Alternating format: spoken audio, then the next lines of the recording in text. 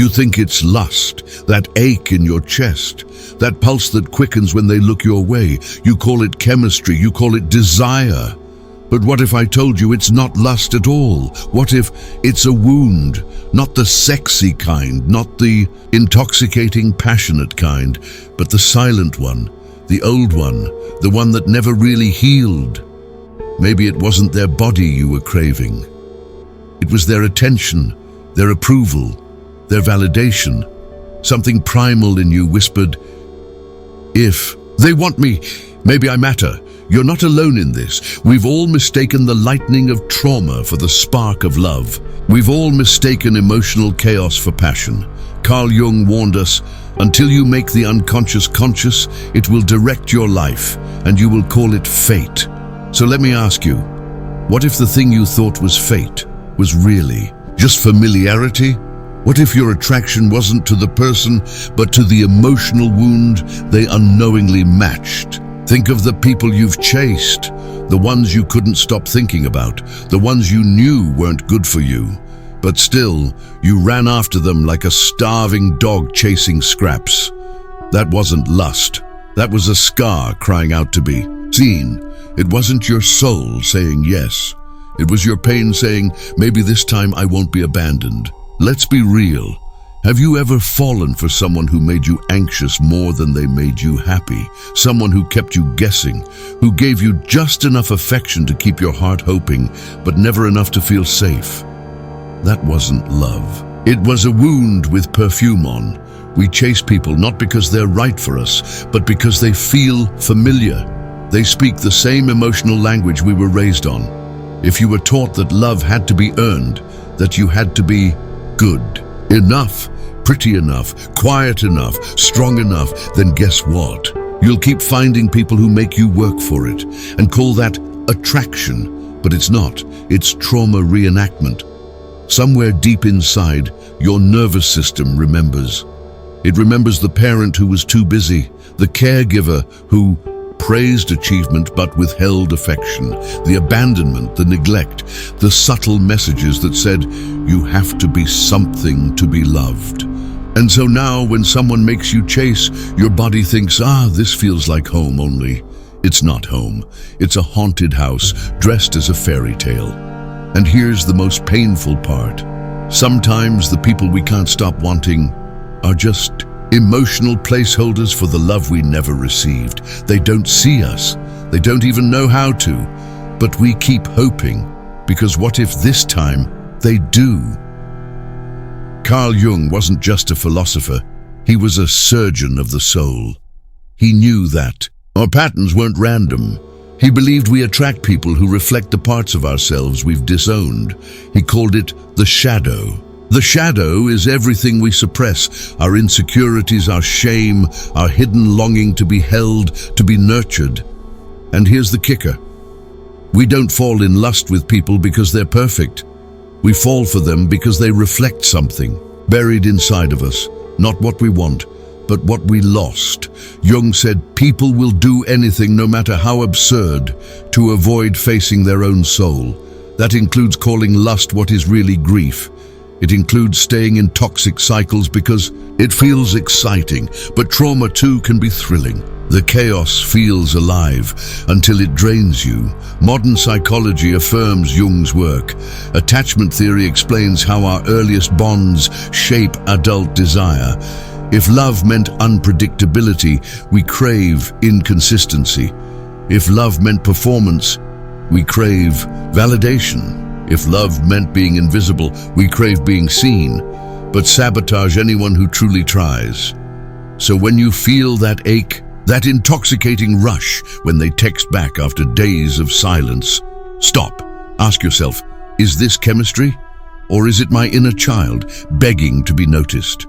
If this is landing for you, if it feels like I'm speaking to something you've never been able to explain, that's because I am. Not as a guru, not as a therapist, but as a fellow human who's felt the ache of confusion, who's loved the wrong people, and finally asked, why? And if you're still here, it means you're ready. So take a breath, then take a step, tap like.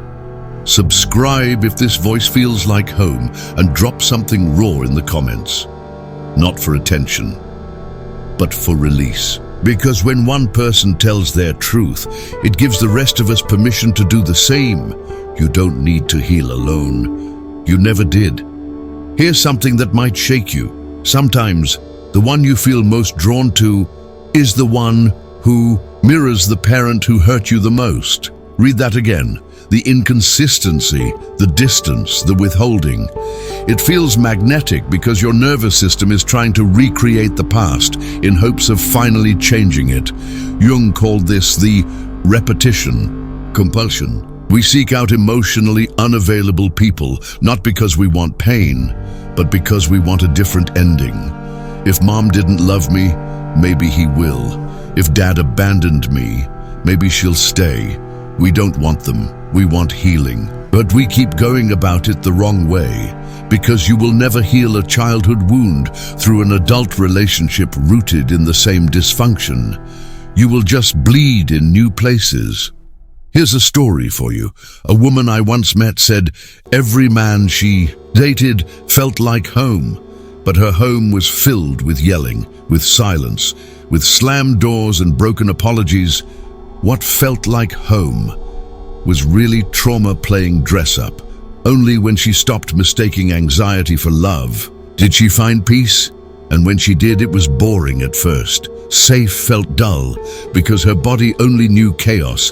Healing will feel unnatural at first, but that's only because you've mistaken survival for love. And now, it's time to remember what real love actually feels like. So how do you start? How do you break the spell? The first step is noticing the moment you feel that rush, the butterflies, the obsession, the panic when they don't reply. Pause. Ask yourself, is this love? Or is this anxiety dressed in infatuation? Your body knows. Your gut knows.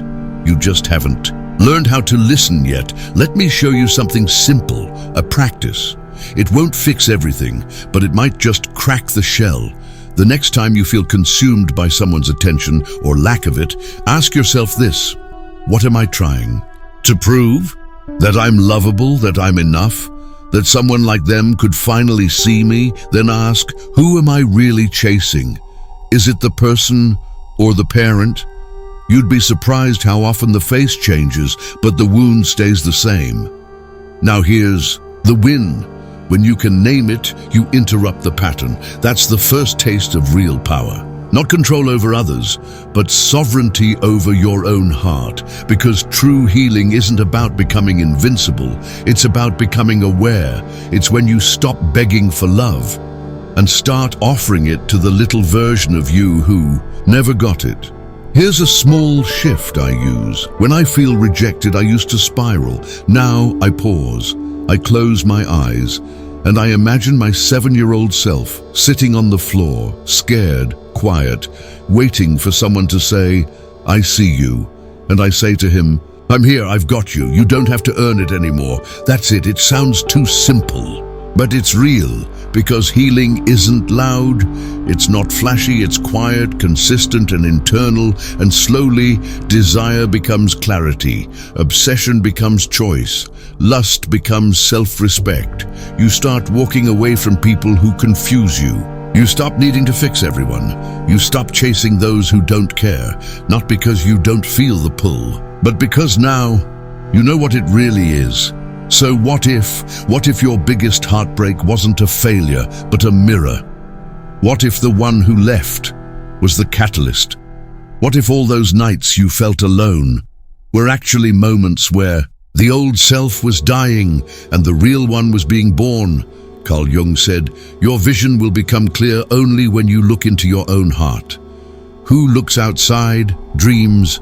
Who looks inside awakens.